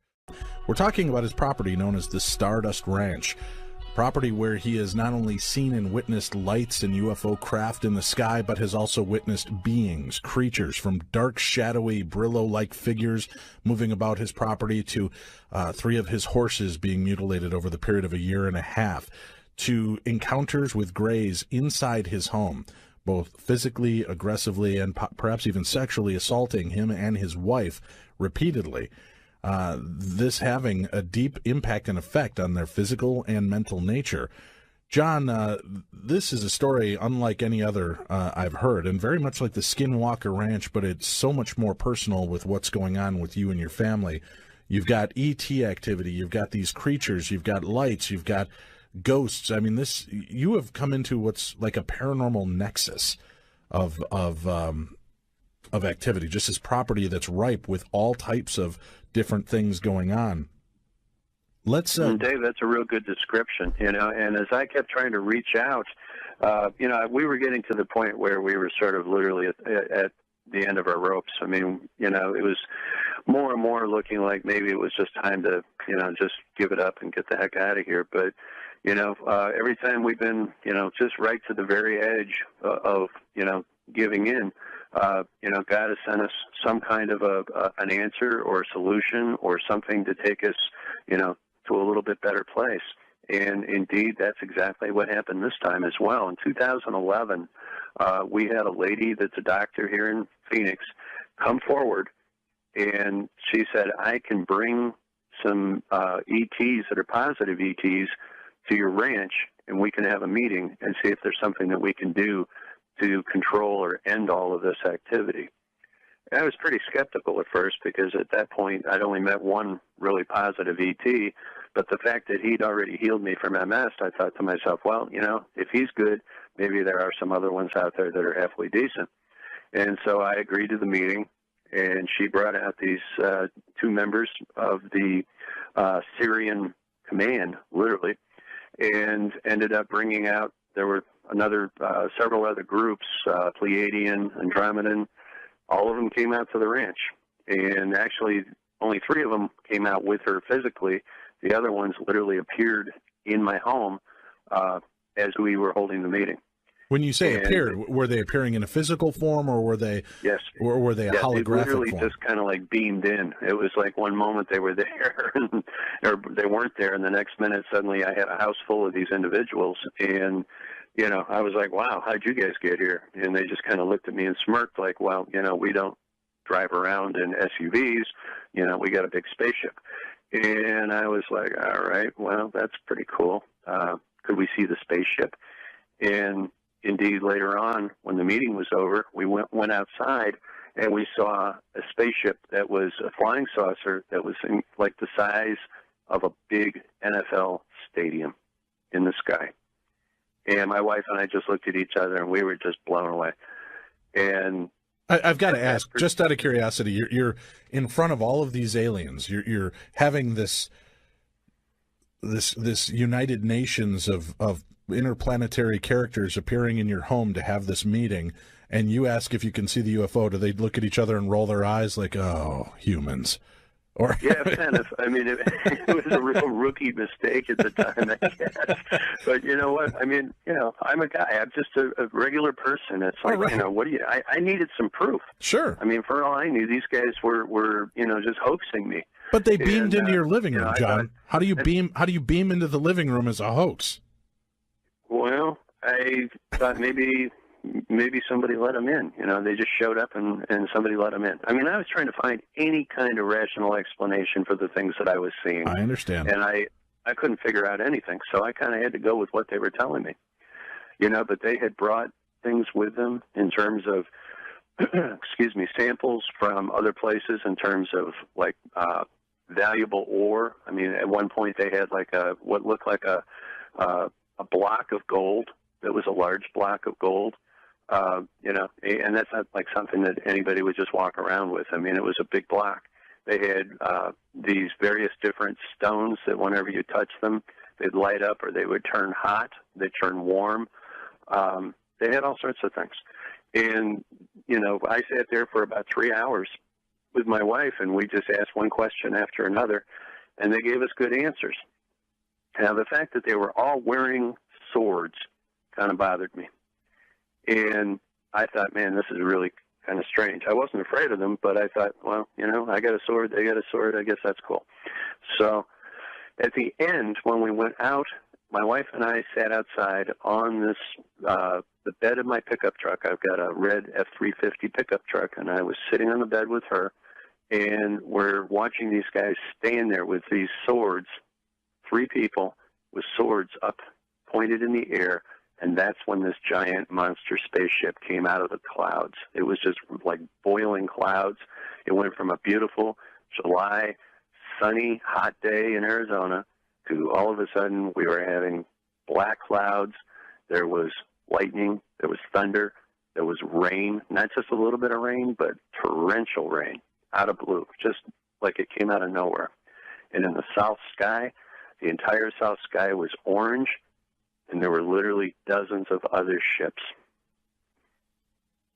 Where are the fighter jets? Where are the military helicopters and craft? You've got this conglomeration of craft hanging over your property. Why is nobody scrambling a jet to come check on it?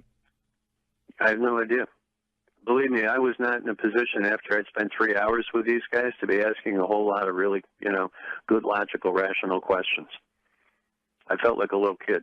I was just like living in the second. I couldn't even live in the moment. It was the second because it was so intense. And my wife and I just looked at each other and were like, oh, my God. And then when the lightning came down, there was this huge, like, crack or peel of lightning that was orangish purple, and it came down right behind these guys. Note to self, don't stand out in a lightning storm with 3 swords sticking up in the air. Bad idea. And the lightning hit right behind this woman on the ground, and apparently it came up through her shoes, and she got actually charged by it. Now, I didn't know that until about last Thursday or Friday, because I had not spoken to her or had any contact with her in 4.5 years. And after the interview with the Project Camelot interview, somebody gave her the interview, the contact information for me, and she said, that's my story. That's my story. That's the same people that I went out to their ranch. And she immediately called me, and we reconnected. And this last Sunday, I had a reunion with those people in Phoenix. And was the idea that they were going to she brought the good aliens to try to talk on your benefit and stop the abuse and the aggression and things that were going places. Is that what was going on? Yeah, that was exactly what was going on. They did ceremony here in the house, and they literally started running some of these things out of here. And at the same time, some of them just gave up and disappeared. And so things got a lot better after that. I mean, compared to what they were, I wouldn't say the whole thing's over with, but it really slowed down. Did they explain? The aggression behind the Grays pretty much stopped. Did they explain why your property was such a hotbed? Apparently, this property has something they call fulgurite, which is a mineral, and that mineral is valuable and it's useful. It's charged with electricity from lightning. And this is apparently because they call it Rainbow Valley. They have a lot of storms here, and the storms kind of go around in a circle. There's a lot of lightning here. And apparently the property is charged with this stuff.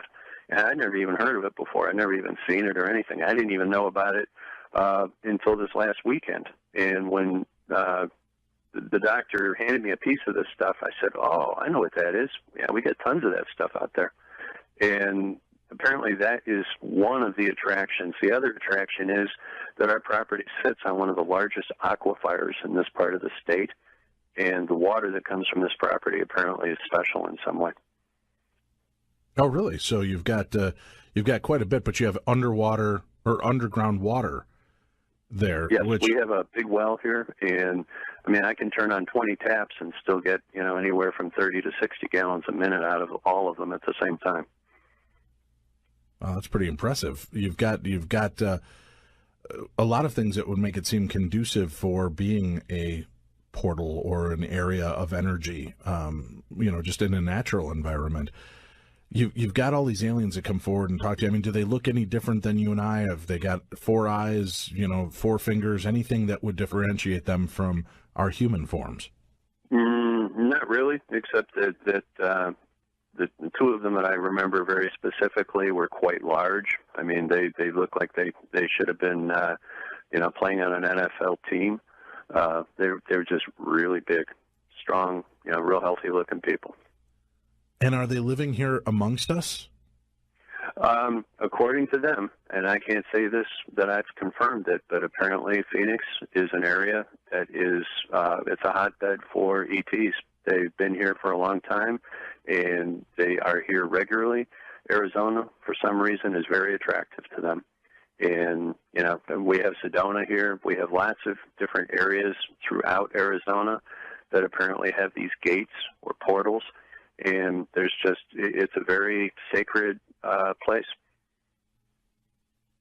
Did they give you any idea of what the tests were that these other aliens were running on you, and if that was what was causing issues in your life? No, we never really got into that. They just, pretty much I had always believed the same thing that it wasn't confirmed, but it also wasn't really discredited, and that is we just happened to be in the wrong place at the wrong time. It's this ranch. It's not about us. The fact that I, stood up to them and I fought them, and that I've always, tried to, use my Second Amendment rights, and I believe in the Constitution real hard. I just don't back down. This is my ranch.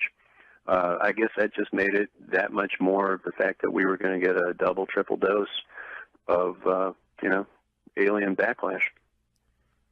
We talked about the dark figures. We talked about some of the grays. What type of activity? I mean, have you had cryptid creatures, Bigfoot or other creatures that maybe we are not familiar with or don't have names for that have appeared on your property? We have seen, there's been literally hundreds of examples of strange stuff. I mean, we've had UFOs that flew over, and then a few minutes later we saw kangaroos running down the road.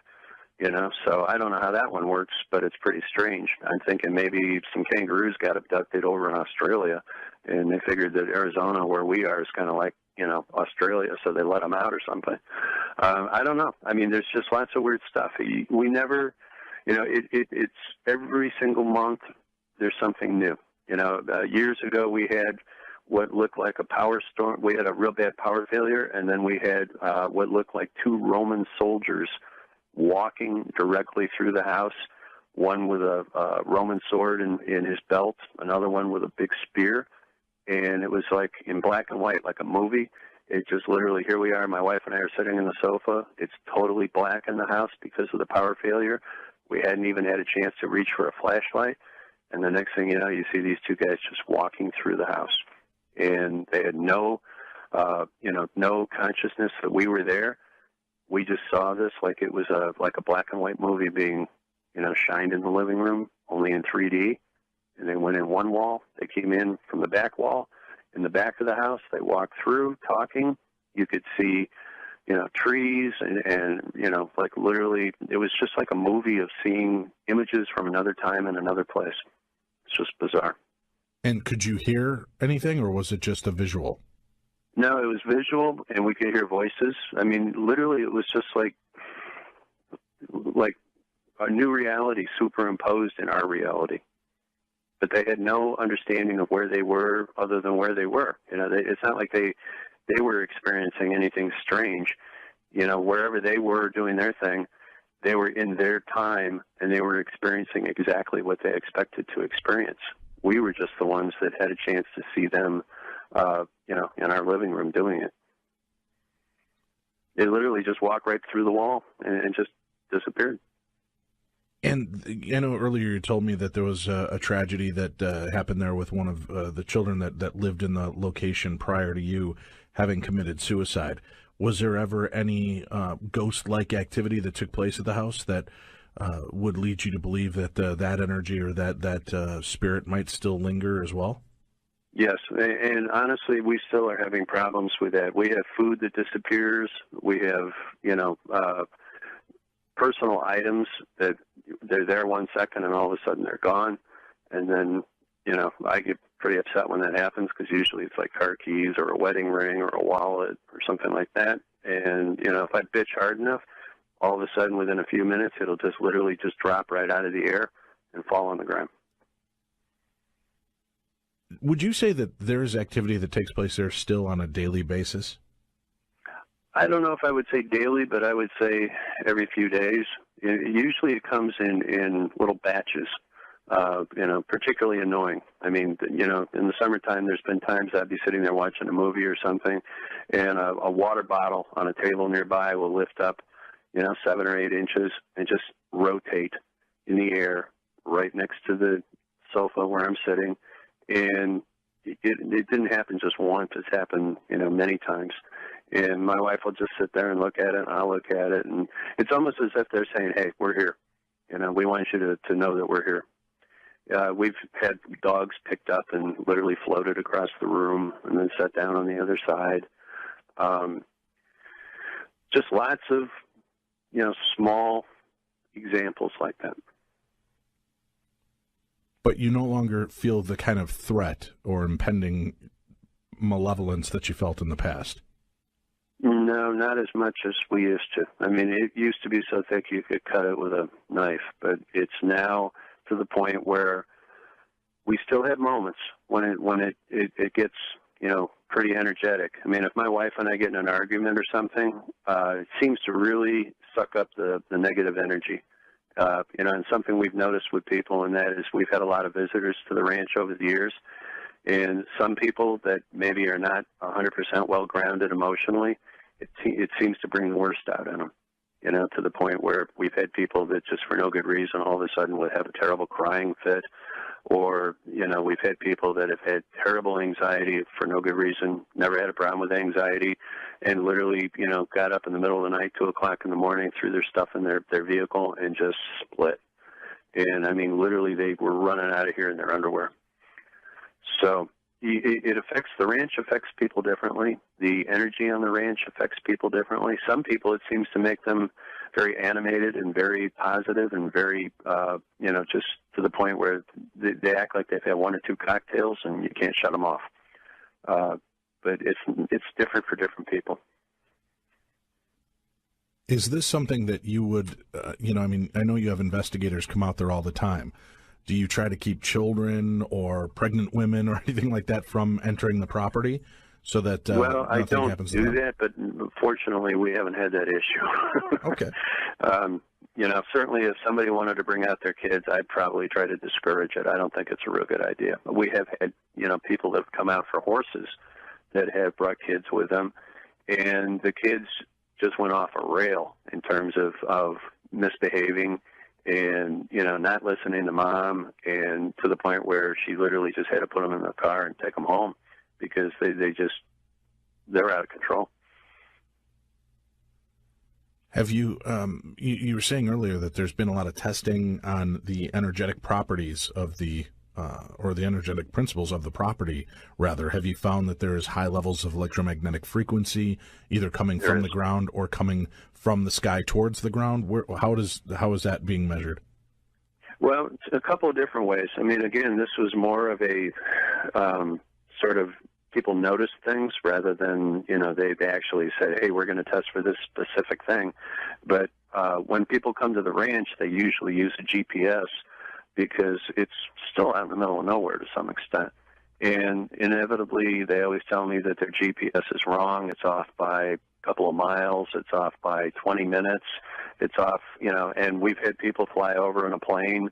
In fact, we have a couple of friends now that we've met through this whole thing that are pilots, and, they're actually doing some studies to find out what the magnetic anomalies are out here. For another thing that we find, and that is, doesn't matter how good batteries you buy for your vehicles, they only last about 6 months out here, and then they get sucked dry. And, I used to, get the really good warranties on batteries because we went through so many batteries a year in cars. And, inevitably, 6 months, 8 months, dead as a hammer. Yeah, I give you a lot of credit. I mean, you put up with an awful lot there. When they were showing you things, that the special ores and the gold and such, were they willing to leave some behind for you to maintain your lifestyle and help the animals, or what? No, I didn't even ask them. I hate to say I was in shock, but I was dumbfounded. And I mean, it takes a lot to kind of knock me off my center, but I was knocked off by my center. And so is Joyce. I mean, my wife is learned to be a very rational, logical person over the years with me, and she asks really good questions. And, we tried to ask them about, like, where they were from, what it was like, and, but, I mean, we sound like a bunch of just rank, kids. I mean, we just, tourists. We really, I wasn't impressed with my own performance in terms of asking these guys good questions. You had healings done. Has your wife gone there? I know that you said she's been dealing with medical maladies and issues. Was that something that was also effective for her? Well, that's the whole thing.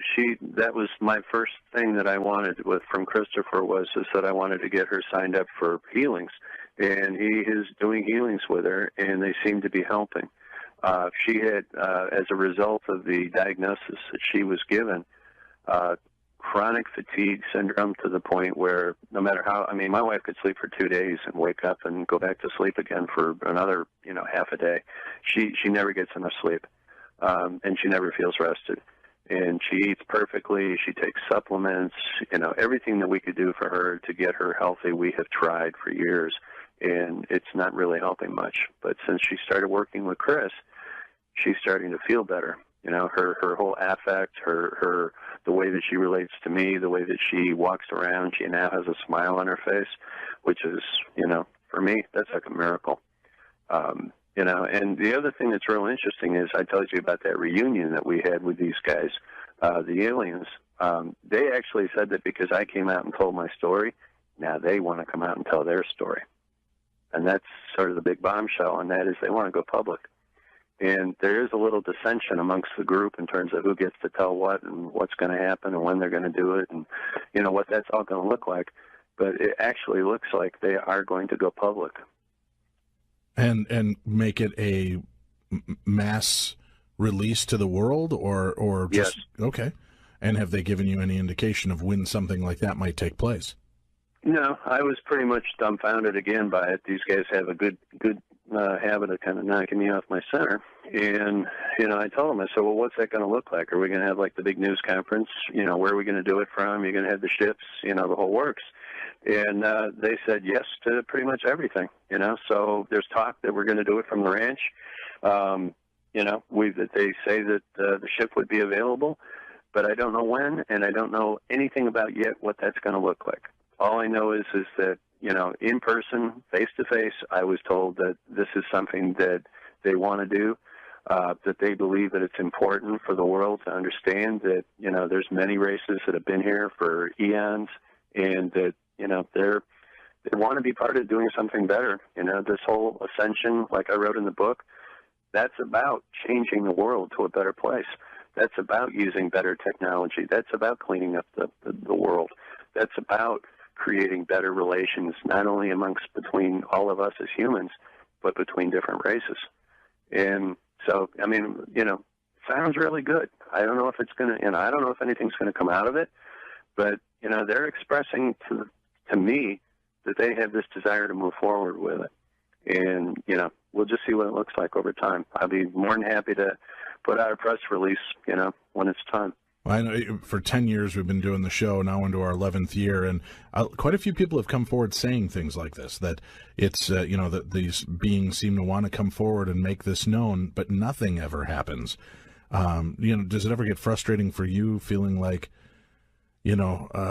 maybe you're being rope-a-doped a little bit to look foolish or look like you don't know what you're talking about so that there's still plausible deniability on their side? Well, I told them this. I said, this is the way I see it in my head. Okay, y'all come out here. We do this thing. I'm not going to announce it until I see the spaceship over my ranch. You're all out there, and we're all on the same page. And then at that point, if it's absolutely positively for real, and there's no chance that anybody's going to back up and make me look like I'm just some yahoo. Then I'm ready to do my part, to introduce everybody and explain the circumstances, But until then, it's nothing but a barbecue. Let's take a quick break. We'll come back. We've got half an hour left with our guest, John Edmonds, here. Well, that is something that we're looking at. There is a tremendous amount of energy from these portals, and he seems to be able to turn them on and turn them off pretty much at will. And, we actually had individuals that were in other countries that supposedly were in high places calling us and saying, what the heck are you doing? You're creating something, doing something, you're activating something there that is causing us to be reading it at our end. And one of those places was CERN. Oh, really? Yeah. And you have you make a lot of claims with this story. Do you have a lot of documentation to back up the things that you've seen and like talking about the fact that CERN is able to measure these kind of readings there? I don't have anything except a phone call that occurred while we were actually out there on the property and he was working with it. That's it. It's not like they sent me a telegram or something. Did they? And how do you know that it was actually people from CERN that were responding to you then? Well, it was It was Switzerland, and they said that's because we asked them who they were and where they were, and they said CERN. So, I don't know if it was true, but that's what they told me. The chunk of alien heart or whatever it was that you impaled the sword through the alien and alien vanished, and you've got that chunk of alien jerky. What did you do with that, and what kind of testing has been done on that? It was all sent to Levengood in Grass Lakes, Michigan, and he sent it off to at least 2, if not 3 universities, to people that he had worked with. I believe they're Michigan universities. And they tested it, and when the information came back, they said that it was definitely not from anything of this world, that the tissues contain both plant-type tissue and actual protein, like animal or some kind of physical being-type tissue.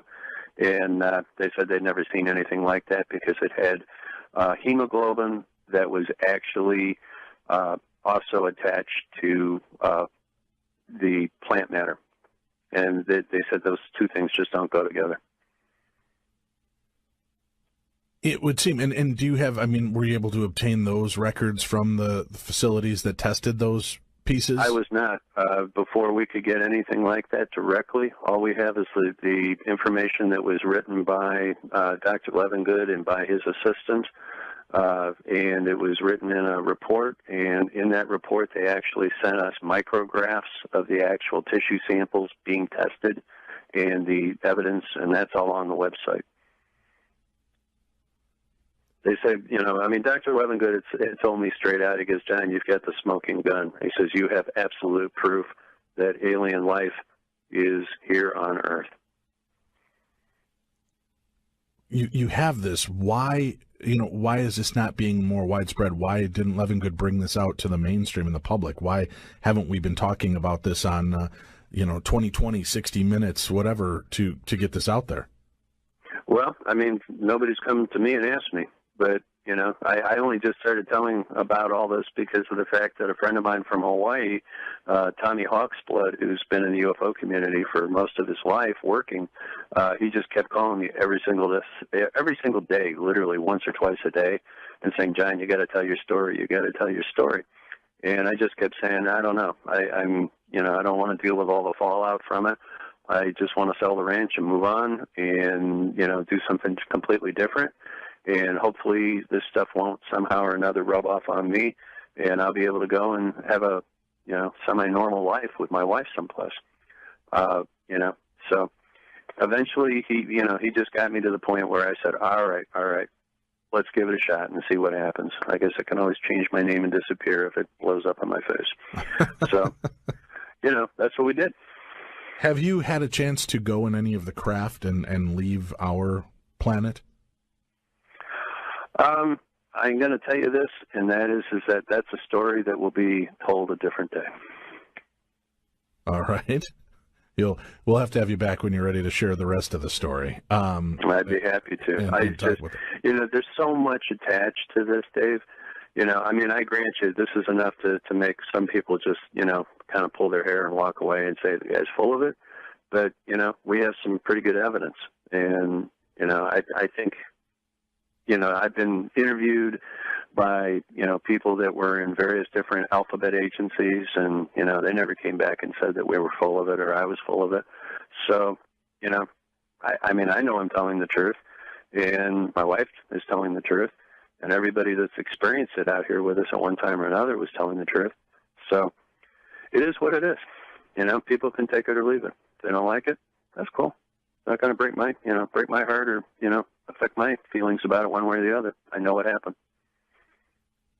Do you find that in dealing with this, the more attention you give to it, the more you open up to it, the more susceptible you become to it continuing on? Do you think if you would have shut down and not given it energy, do you think it might have gone away? No, I tried that. I tried every which way you can ignore something like this. My wife and I, we used to, when things would happen, we literally, we did everything to try to ignore it. It got so bad with my wife with things coming after her that she used to beg me to go ahead and put handcuffs on her ankle and handcuff her to the bed because she was so frightened that she was going to get taken, and, we tried everything. And I just, I kept saying, no, I know that if we get in our faith and that we, pray and that we, just rebuke this stuff, eventually it's going to get better. And it has. Are you in a situation now where, I know you said that things don't always happen on a regular basis, but do you have experiences now that are as profound, or do they seem like they're finally tapering down and winding up? I think they're less profound than they were. I think the fact that we finally, had the group come out here and do stuff, I think that made a big difference, and I think that having Christopher out here has made a big difference. We know that there is some kind of cycle to what we see, we haven't tried to keep like really good records, but we think that about every 72 days, these gates have a tendency to open, maybe automatically, and that is when we see literally dozens of ships go through. We've had people come out with the night vision goggles, and they're just blown away because of how much stuff they see. Do you have any future meetings planned with these alien beings? Well, they have, now that they have a way to contact me directly, and that the leader of their group is given them permission, and that they're talking to us again. Since Sunday, I've had 3 meetings. I've had 3 visits. So they were, just kind of like come out and check stuff out and look around for this Fulgurite stuff. And, they were cordial. Everything was good. Spent a couple hours, and I think it was just they're kind of trying to decide if what to do next. I think that I'm not really sure that there's a lot of unity between these groups. I think they're trying to figure it out themselves. And I've just said, look, when it's time, if you want to step forward and make an announcement, that's great. If you don't, hey, that's up to you too. Are they? I'm not trying to steer it one way or the other. Sure. But, it seems like if they're on the precipice of wanting to come forward and doing this, again, I don't understand. Do they explain to you what the trepidation is, why they're holding back, why they haven't, just appeared in the sky in a massive Independence Day way to let us know we're here, we mean you no harm? Well, I think there's something to realize here, and that is just because these guys are available, that doesn't mean that they speak for, ETs all over the world, or that the's any kind of cohesion between this group and other groups. Right, but why not just out your own group? Of groups. Right, we but if the Nordics or the Palladians, the Venusians, whatever, the Martians want to come forward, why not just say, okay, I can't tell you about the rest. All I can tell you is that our race exists, and here's where we are, here's what we bring, and let's work together in peace and harmony. I can't answer that. I don't know. I might be able to guess at it, and that is maybe there's some kind of an agreement between the races, and that they've all been pretty quiet, and maybe they've just agreed to stay in that state of mind until something happened, and maybe this is the event that causes them to come forward in a larger way. But I don't know that there's I'm guessing at that. That's pure just conjecture on my part. All right, John, it's been a pleasure speaking with you this evening and covering your book, The Ascension Code, which comes out again March 9th. That'll be out in the stores. People can order it, pre-order it through Amazon.com. I'm sure you and I will be keeping in touch because this is something that fascinates me, and I'd love to continue to explore this and see what else there is to find. Are you open to people visiting you and having experiences of their own? Yeah, to some extent. I mean, I'm not trying to become Alien Disneyland. I'm not out here just saying, hey, come on, folks. Anybody and their brother, come on, and because I got to have a life in the meantime. And I know from some of the other interviews that we've gotten a tremendous amount of attention. What I would tell people is this: if you really want to do something good, please go to Hopeful Hooves and make a donation, because it costs a lot of money to feed these horses. Well, and that's what my thoughts were. Totally happy with that. I'm sure if you offered the opportunity for people to camp out there and charge them, the money going to help the horses and the animals that you take in, I think you'd end up being able to facilitate quite a bit of money in for the animals for that charity. I am willing to do that. As long as people come here with good intentions, and they're here for learning. They're here for brotherhood. Cool. No problem. Do you believe that if you worked with the alien races, that they would make themselves known if you brought in a large group of people that were willing to make healthy donations to help the horses? Do you believe that the aliens would work in your favor and at least give a light show or something, show up to give people an experience? It's possible. I mean, I might actually be willing to go to them and ask them to do that, just because I need the money for the horses. Well, then let's do this, John. I can't, honestly, I mean, what I don't want to do is this. I mean, if this is going to be about disclosure, I think disclosure needs to be from the bottom up, not the top down. I don't think the government's ever going to do it. What I don't want to do is mess it up by asking them to do me favors because I need to feed the horses. I'm happy if that is their true desire to come forward and put on a display and teach everybody. Far out. I think that's great. But it's not going to be about me. This whole thing is not about me. I am purely the person that literally stepped in a big stinking mess, and I'm just trying to turn it into something positive for the world. Well, I think if these beings, positive for my family, right? If these beings are all about love and light and making things better and understanding what you're doing there, I would gather that if they're that close to breaking the news, that allowing themselves to be witnessed and seen by a collected group that's there to do something and bring positive energy and good intention to a location, in the order to help. And not just for selfish reasons. I mean, it's selfish to a degree because everybody wants to see and experience this for themselves. But if in the long term it is helping and it's uniting people from different parts of the world and different parts of our country to share an experience, I would think that would only help their I agree. Cause. That makes a lot of sense. That's a good human agenda. I don't know how much of that they track with or how much of that they share. That remains to be seen. It's just going to take some time just to shake this thing out and see where it goes. Well, then I propose I just don't want to speak for anybody or put words in their mouths. Maybe what I propose then, John, is let's coordinate, you and I, and we'll talk about bringing a group of people out there that are willing to make healthy donations for the horses and for the property to have an experience and come out, meet you and your wife and see the evidence that you've brought together. Hear the stories one-on-one, and that they can address you questions FaceTime that way, and then we do some night sky watches and see what we can find over a weekend. Why don't we look at doing that sometime this summer if